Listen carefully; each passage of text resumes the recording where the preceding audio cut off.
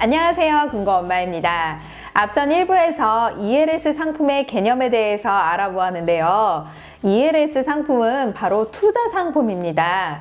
던질 투에 재물 자자를 써서 내 재물을 던져서 수익을 볼 수도 있고 손해를 볼 수도 있다는 뜻이죠. 그래서 오늘은 ELS 상품을 가입하시기 전에 어떤 점들을 유의해야 하는지, 또 어떤 상품들을 잘 고를 수 있는지 그 방법들에 대해서 알려드리도록 하겠습니다. 그러면 한번 알아보실까요?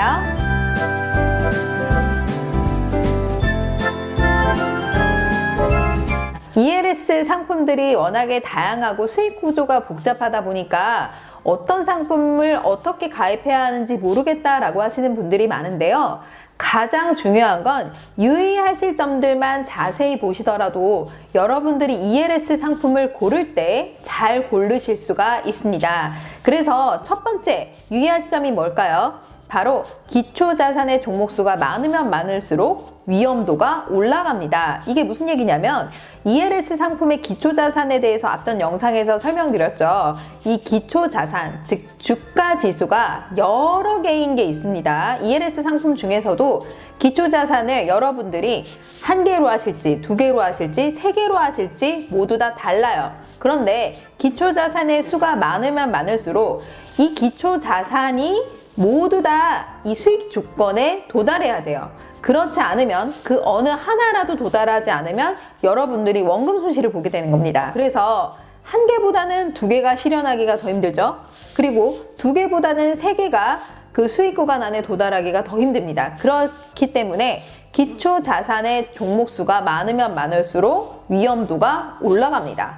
자, 두 번째는 고금리, 즉 고수익을 드리는 ELS 상품은 조금 유의하셔야 되세요. 무슨 얘기냐면 예를 들어서 예금금리가 3%대다. 그런데 이 고수익 주는 금리가 8%에서 9% 사이다 라고 하시면 위험도가 높구나 라고 생각하셔야 돼요. 그러면 위험도가 높으면 그만큼 손해가 크다라는 뜻이겠죠. 그래서 너무 높은 고위험군 ELS를 가입하시는 것보다 예금금리보다 2배 정도 높은 상품으로 가입하시는 게 좋습니다.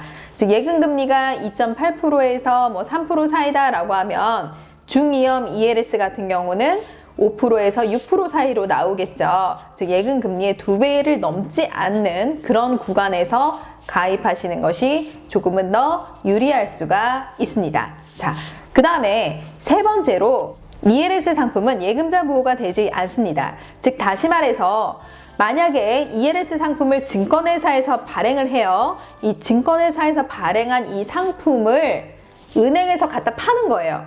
수수료를 더 얹어서 파는 거예요. 그래서 증권회사에서 ELS를 가입하시면 조금 더 싸고 수수료가, 은행에서 가입하시면 수수료가 조금 더 비싸요. 그래서 ELS 상품은 발행하는 증권사가 한 군데만이 아닙니다. 여러 군데의 증권회사가 참여를 해요. 이 참여한 증권회사에서 ELS 상품을 만들어서 은행이 파는 거예요. 화면에 보시게 되면 증권회사가 여러 군데가 나오는데요. 예를 들어서 유한타증권, 신한금융투자증권, KB증권, NH투자증권이다. 가로치고 등급이 나와요.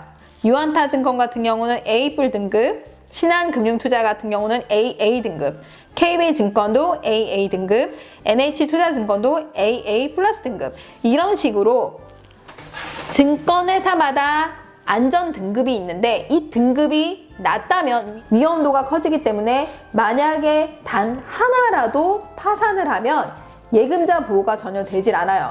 아무리 여러분들이 수익을 많이 냈다, 수익을 많이 내고 있는 도중이라도 만약에 하나가 증권회사가 파산이 되면 예금자 보호가 되질 않기 때문에 이 발행사의 위험 등급을 꼭 체크하셔야 됩니다. 자, 그리고 네 번째로 ELS 상품은 단기 상품이 절대로 아닙니다. 무슨 얘기냐면 6개월 단위로 조기 상환돼요 라고는 되어 있지만 단 조건에 도달해야지만 6개월 만기 조기 상환이 되는 거죠. 즉 만기가 6개월마다 돌아오긴 하지만 조건이 안 되면 손해를 보시는 거죠. 그렇기 때문에 만기 최대 3년까지 이 상품을 두고 보셔야 된다는 거예요. 즉 여러분들이 예금 투자 금액이 예를 들어서 5천만 원이다. 5천만 원을 한 가지 상품에다가만 가입을 해서 이거를 계속 끌고 가야 된다. 그렇게 하시면 안 된다는 거죠. 그래서 5천만 원이 있다 그러면 1,000만 원씩 분산으로 ELS 상품을 각각 가입을 하셔서 만기가 어떤 거는 1번부터 5번까지 있다 그러면 1번은 6개월 뒤에 돌아오고 만기가 2번은 또 1년 뒤에 돌아오고 3번은 1년 6개월 뒤에 돌아오고 이런 식으로 상품이 각각 만기가 돌아오는 게 다르겠죠. 조건에 도달하면 주는 거고 도달하지 않으면 안 주는 거기 때문에 6개월 시점에 조기 상환이 되면 좋지만 그게 아니면 최대 3년까지 끌고 가기 때문에 한 가지 상품에만 집중적으로 돈을 다 올인하시면 안 된다는 겁니다. 그래서 이런 상품일수록 여러분이 분산 투자를 하셔야 되고 이 돈은 내가 최대 3년까지 안 쓸 돈이야. 나 이 돈 없어도 살 수 있어 라는 돈만 넣어놓으시길 바랍니다. 5번째, ELS 상품은 비과세 상품이 아닙니다. 즉 과세 상품이기 때문에 여러분들이 수익을 받잖아요. 그 수익에 대해서 15.4%의 세금을 내시고 나머지를 가져가시는 겁니다. 그리고 두 번째 유의하실 사항은 뭐냐면 여러분들이 만약에 ELS 상품을 고액으로 집어넣었어요.